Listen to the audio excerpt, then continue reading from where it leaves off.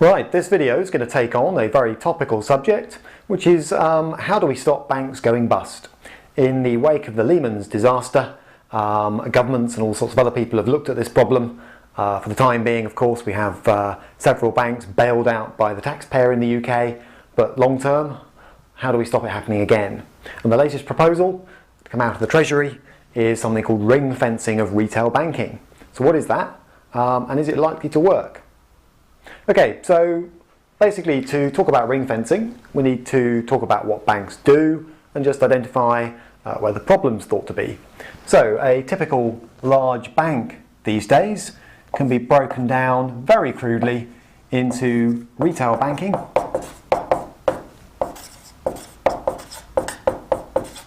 and the slightly sexier sounding investment banking. Now, these are very broad headings.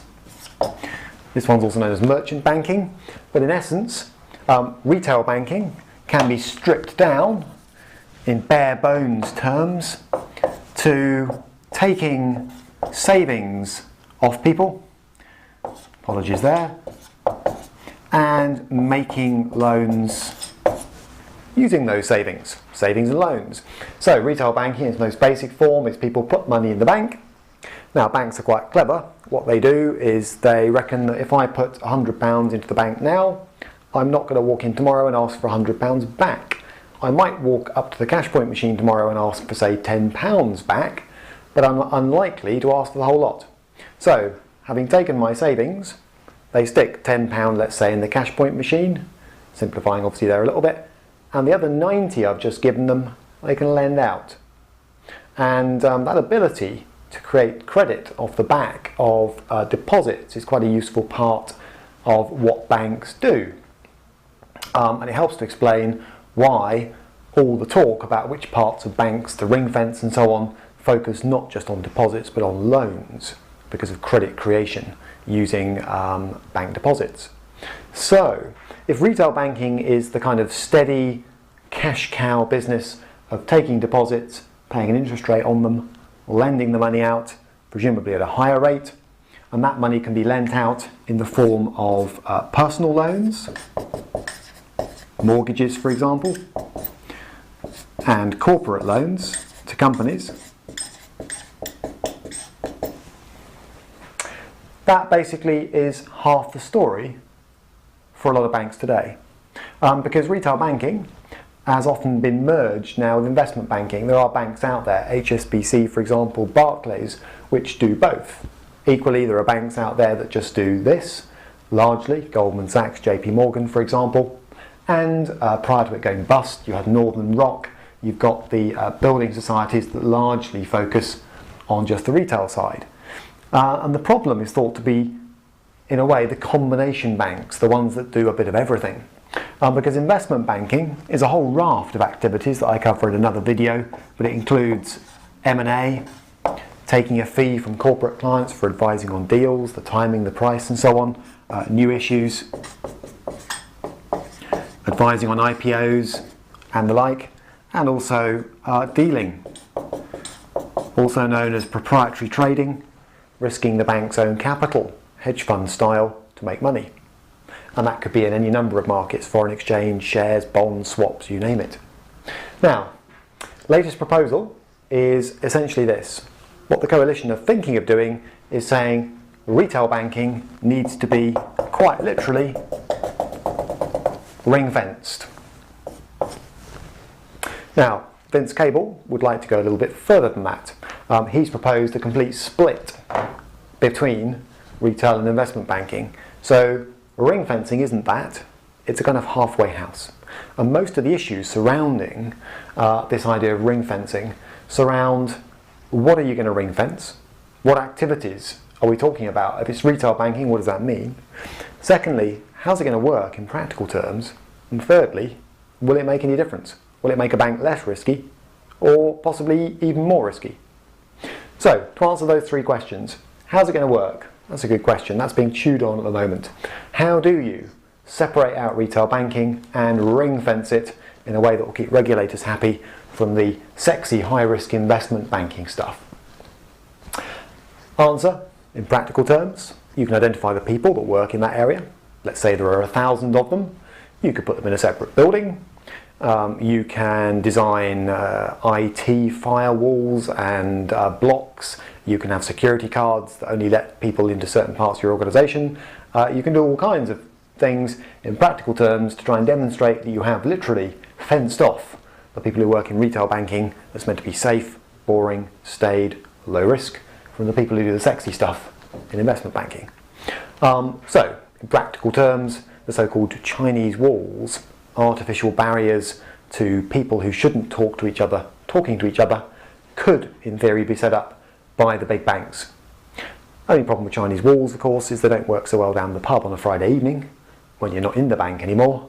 But in theory, it's possible to keep people separate at work who it'd be better if they didn't talk to each other. Now, what is retail banking? And then we'll talk about what the point of all this is. Retail banking, good question. There is some debate about this at the moment. How much of a bank are you ring fencing? Is it, on the loan side, is it just loans to individuals? Does it cover corporate loans? Some of those can be quite high risk. Does it cover government transactions, derivatives? In other words, what's in here? Because if you do include all personal loans, all corporate loans, government-related transactions and related derivatives, you could be talking, for some of the bigger banks, about 60 to 70% of what they do. Well, that's an awful lot to try and ring fence. Because, here's the point, once you've identified what activities are retail banking and how you're going to ring fence them, the point of the whole of this whole proposal is this needs to be kept safe. In other words, this might be the bit the government is prepared in some way to underwrite and save. If a bank gets into trouble, this mob can be fed to the wolves, if you like. Investment banks can and should be allowed to fail. So the idea is that you, in some way, separate the low risk and the high risk stuff with a view to only ever having to step in, potentially, and save this bit. Now, in order to minimise the risk that anyone's got to step in and save anything, the proposal is this. We need some more rules covering the retail banking bit of a large bank. So, one of the key rules that's being proposed is that the minimum capital requirement be raised to 10%. If you like, and this gets a bit technical, but I'm going to keep it fairly simple, a capital requirement is a sort of rainy day fund, if you like. And the higher this bar is set by regulators, in theory, the safer that bank or bit of that bank should be. In essence, this is a calculation about how much capital a bank has in reserve should things go wrong. And the idea of these proposals, the ring fencing, is that you take retail banking, separate it out, and then subject it to a higher test. And it's just worth a word about what this actually would do. Basically what we're saying here, the formula says if you take a bank's own funds as a proportion of its risk-weighted assets, you're looking to beat, let's say, some target, 10%. Now the current target, simplifying slightly, I'm not distinguishing between sort of core, non-core and so on, or tier 1, tier 2, but current target's around 7%. This requirement could raise it to 10% for the retail banking bit. So you set the bar higher. How does this help? What does this do? Well, own funds is essentially money the bank has raised itself from issuing shares and past profits. So for argument's sake, that could be 100 million. Let's make up a number. Risk-weighted assets works roughly like this. A bank's assets include mortgages. When it lends you money, the fact you owe it money is an asset in its books, provided you pay up.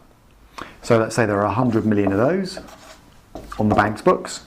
It might have corporate loans outstanding. This is companies that owe it money. Let's make that another 100 million. And maybe on outstanding derivatives contracts, the bank is owed another 100 million. Okay, so in theory, total assets on the bank's books, simplifying here, 300 million. Now the risk weighting is this. Mortgages are low risk. And the reason for that is, although the bank is owed 100 million, most of that is probably secured on property. So if mortgagees don't pay up, the bank can seize those properties. So the risk is quite low. So the risk weighting might be 0. Corporate loans are riskier. So let's assume I put a risk weighting on here as a regulator of 50%. It's almost saying that half of them might never be recovered. And derivatives, who knows, seat of the pants stuff, weapons of mass destruction. So let's put a risk weighting of 100% on those. And I am making up these percentages here. Essentially, that turns 100 million into 0. In other words, we're not worried about that very much in risk terms. Corporate loans into 50 million. And derivatives, the risk weighting is 100%, so that stays at 100 million. So in other words, we have 100 million of own funds, 150 million of risk-weighted assets. Well, that's fine. 100 over 150 is around 66.6%, which is clearly a lot more than 10. So we've exceeded the target. So regulators will be happy. If there's any danger we're going to slip under that target, what will we do? Dump some risk-weighted assets, I suppose, or raise some more money. So that's kind of the principle on which those capital requirements work. So the idea would be that the ring-fenced retail bank bit is set a higher target, 10% is the number being bandied around, and that in theory would make it a safer unit than the rest of the bank. Now, will this work? Several issues being chewed over at the moment. One, what do we define as retail banking? How much of a bank's activities are we going to try and ring-fence? Because think about it, some banks go bust quite happily without any investment banking at all. Northern Rock, for example. RBS, before it started dabbling with the ABN AMRO takeover. Number two, will this help? In other words, ring-fencing part of a bank, potentially quite a big part of a bank, and saying, well, that's the bit that might get some kind of bailout if things go wrong, could encourage it to take even more risks. I mean, after all, retail banking isn't always low risk. Mortgages can be lent at huge multiples of your salary, interest only, self-certified. So what's to stop people in the retail banking arm, underpinned by some sort of bailout promise, just going mad and taking bigger risks even than the investment banking side of the business? And thirdly, people have sort of said, well, why should there be anything that underpins these big banks? I mean, hedge funds don't get the same sort of implied or actual guarantee. So why should an organisation that includes high-risk activities such as a bank get any sort of implicit guarantee? So on that basis, there are plenty of people who wonder really, in practical terms, how this ring fencing is going to work. One thing you can say is the regulatory cloud hanging over the banking sector makes it a fairly hairy place to put your money right now. Because who knows, this might go through, this might actually happen, we might go back to some kind of separation of retail banking, investment banking, but all this regulatory uncertainty, regulators gunning for the banks, really makes it quite a tricky sector to find any kind of true bargain in right now.